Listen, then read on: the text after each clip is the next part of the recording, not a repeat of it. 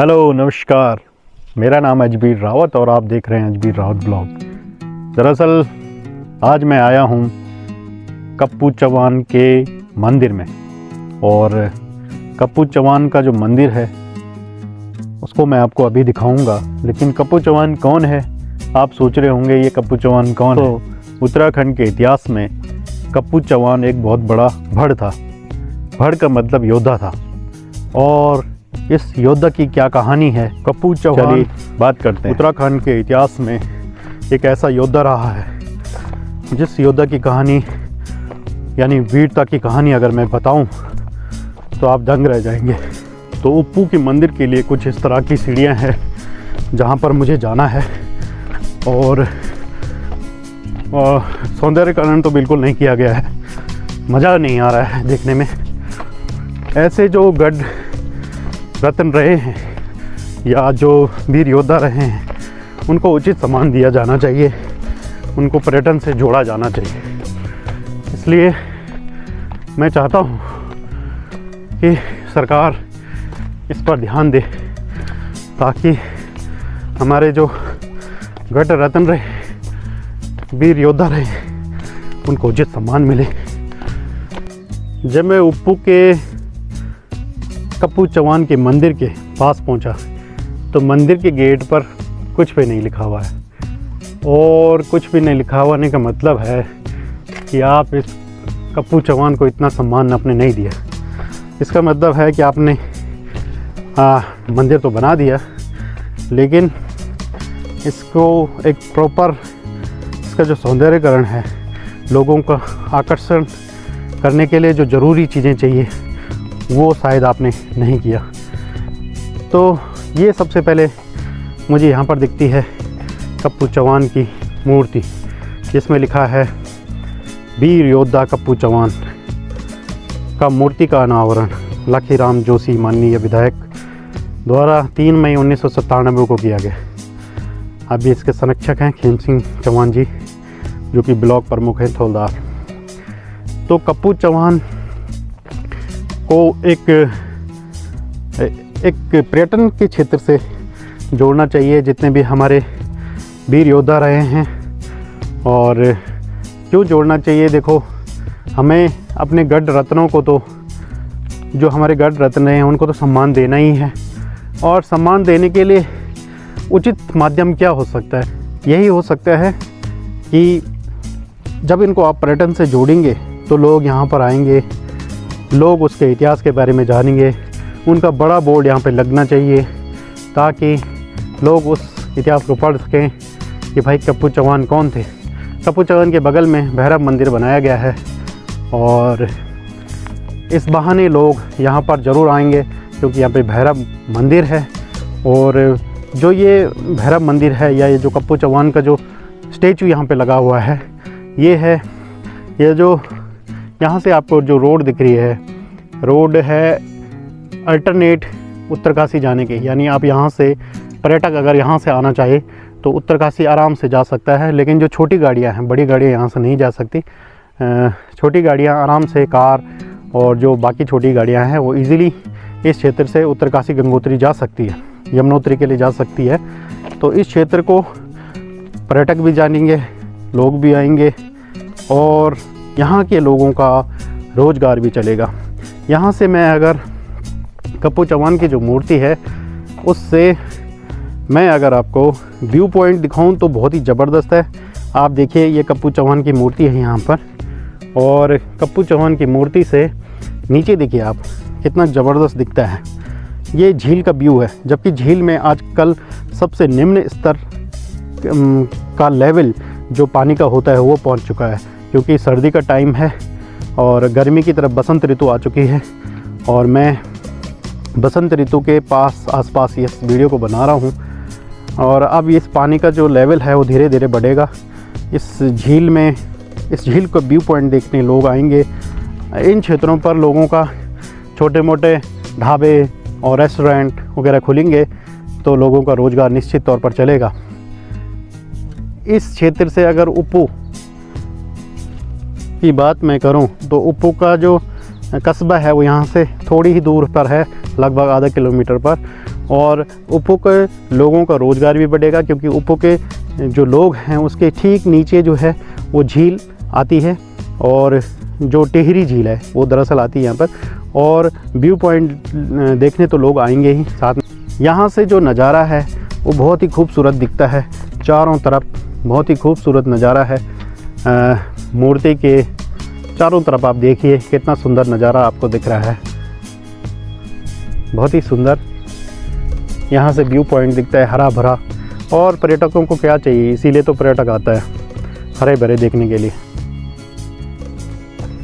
कप्पू चौहान की मूर्ति तो ठीक ठाक बनाई हुई है, और क्योंकि ये वीर योद्धा रहे हैं तो इससे बेहतर बनाया जा सकता है, इसमें कोई दो राय नहीं है।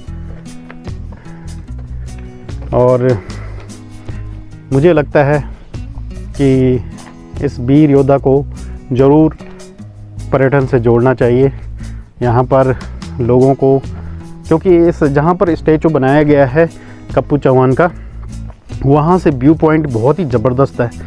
यहाँ पर सेल्फी पॉइंट भी बन सकता है बहुत अच्छी तरह से। लोग यहाँ पर झील की फ़ोटो खींचेंगे, आराम से अपनी भी फ़ोटो खींचेंगे। तो ये व्यू पॉइंट भी बहुत ज़बरदस्त बन रहा है यहाँ से। ये देखिए कितना सुंदर नज़ारा है यहाँ से झील का।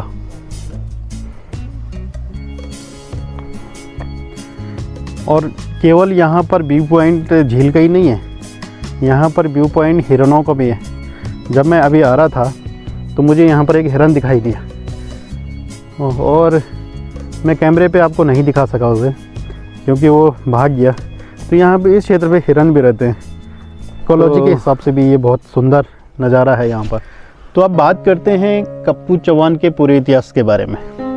इतनी बातें तो मैंने कप्पू चौहान के बारे में बता ही दी, अब आगे बात करते हैं। दरअसल क्या हुआ कि 1500 और 1500 के 20 के मध्य की बात है।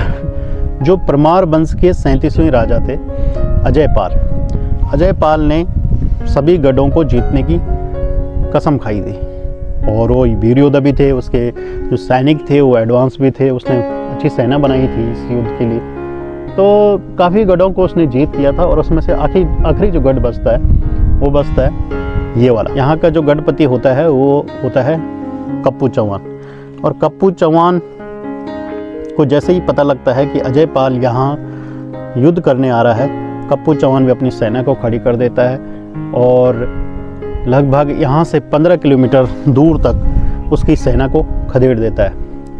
कप्पू चौहान को एक वरदान था कि जब तक उसके सर पर बाल रहेंगे तब तक उसका कोई बांका भी नहीं कर सकता।